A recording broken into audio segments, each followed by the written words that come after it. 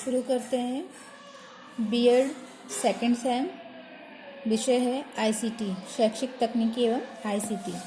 आज हम इसके अंतर्गत अनुदेशनात्मक प्रारूप, इंस्ट्रक्शनल डिज़ाइन पर चर्चा करेंगे। शुरू करते हैं। शिक्षण के अंतर्गत अनुदेशन की रूपरेखा का महत्वपूर्ण स्थान है। पिछले कुछ वर्षों तक शिक्षण केवल सीखने के सिद्धांतों पर ही आधारित रहा। इससे अपेक्षित उपलब्धि नहीं हो पा रही थी। अतः विद्यार्थियों के व्यवहार में अपेक्षित परिवर्तन लाने के लिए सीखने के सिद्धांतों के साथ साथ शिक्षण की परिस्थितियों, कार्यों के उपकरण तथा कुछ नवीन उपागमों अर्थात अप्रोच को महत्वपूर्ण स्थान दिया जाने लगा। इन्हीं सबके सम्मिलित रूप को अनुदेशन की रूपरेखा कहते हैं। नवीन उपागमों में से निम्नलिखित 3 उपागम विचारधाराओं के रूप में उल्लेखनीय हैं। पहला है प्रशिक्षण मनोविज्ञान, ट्रेनिंग साइकोलॉजी। दूसरा है पृष्ठपोषण मनोविज्ञान, साइबरनेटिक साइकोलॉजी।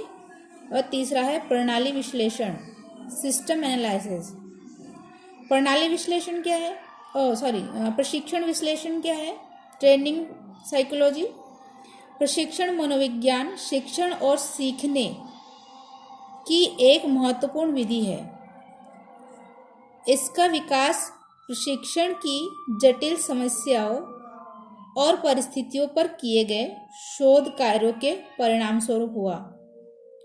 स्मरण रहे कि प्रशिक्षण मनोविज्ञान इस बात पर बल देता है कि प्रशिक्षण के समस्त कार्य 3 भागों में विभाजित करना चाहिए।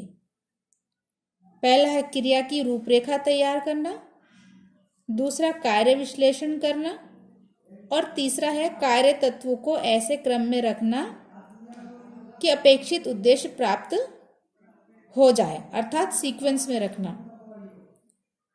स्पष्ट है कि अनुदेशन की रूपरेखा प्रशिक्षण मनोविज्ञान पर निर्भर करती है। दूसरा है प्रशिक्षण मनोविज्ञान का विशेष महत्व शिक्षक शिक्षा के क्षेत्र में यानी कि टीचर्स एजुकेशन के फील्ड में है। इसका कारण यह है कि आधुनिक प्रशिक्षण कार्य बहुत ही अनिश्चित अवस्था में है। अभी तक बहुत से प्रशिक्षण विभागों में विद्यार्थी शिक्षकों को प्रशिक्षित करने वाले प्राध्यापक यह नहीं जानते हैं कि उन्हें विद्यार्थी शिक्षकों को क्या सिखाना है तथा उन्हें उसमें दक्षता किस प्रकार विकसित करनी है। इस दृष्टि से उन्हें चाहिए कि वे प्रशिक्षण मनोविज्ञान का अध्ययन करें, जिससे वे शिक्षण के उद्देश्यों को निर्धारित करना तथा प्रशिक्षण के कार्यों के अवयवों का विश्लेषण करना सीख जाए। पृष्ठपोषण मनोविज्ञान। पृष्ठपोषण मनोविज्ञान भी प्रशिक्षण मनोविज्ञान का ही एक अंग है। इसका कारण यह है कि यह प्रशिक्षण अनुसंधान के अधिक समीप है। पृष्ठपोषण मनोविज्ञान व्यक्ति को मशीन के रूप में मानती है। साथ ही यह इस बात पर भी बल देती है कि प्रत्येक व्यक्ति अपने व्यवहार को नियंत्रित तथा परिवर्तित करने के लिए इंद्रियों द्वारा पृष्ठपोषण की प्रक्रिया का प्रयोग करता है। दूसरे शब्दों में मानवीय विकास के लिए पृष्ठपोषण सिद्धांत अत्यंत महत्वपूर्ण सिद्धांत है। इस प्रकार पृष्ठपोषण मनोविज्ञान गतिशील पृष्ठपोषण तथा स्वचालन से तात्पर्य है सेल्फ रेगुलेशन को लक्ष्य मानती हुई इस बात पर बल देती है कि पृष्ठपोषण की समस्त विधियां विद्यार्थियों के व्यवहार को नियंत्रित करके उनके व्यवहार में अपेक्षित परिवर्तन लाती है। संक्षेप में इस विचारधारा को स्वतः सीखने, सेल्फ लर्निंग के लिए अधिक महत्वपूर्ण माना जाता है। पृष्ठपोषण मनोविज्ञान के द्वारा जहां एक और सीखने के व्यवहार को नियंत्रित करने में सहायता मिलती है, वहीं दूसरी ओर इसका सामूहिक शिक्षण कलेक्टिव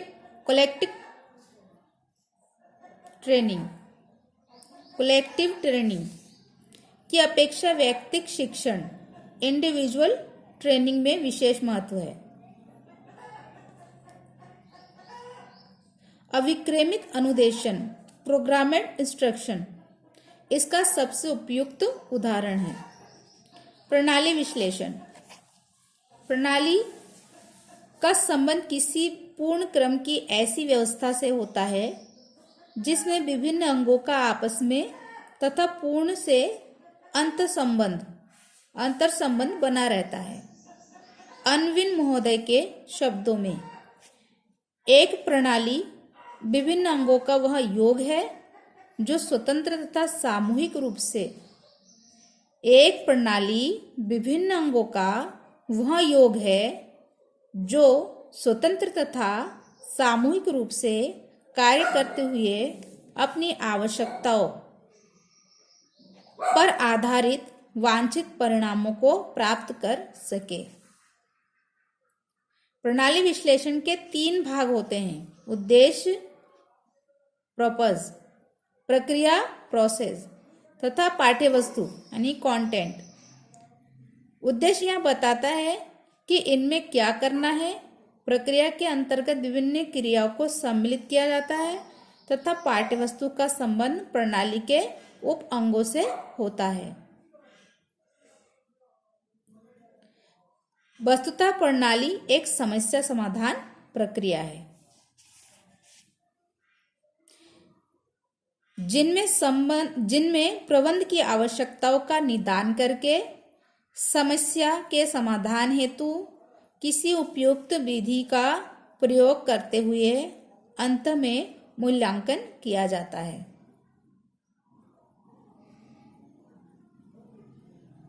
इस प्रकार शिक्षण अधिगम व्यवस्था के अंतर्गत उत्पन्न होने वाली समस्याओं के समाधान हेतु प्रणाली एक वैज्ञानिक विधि अथवा वैध उपकरण है जिसके द्वारा सीखने के व्यवहारों को नियंत्रित किया जाता है। आज की वीडियो में इतना ही। धन्यवाद।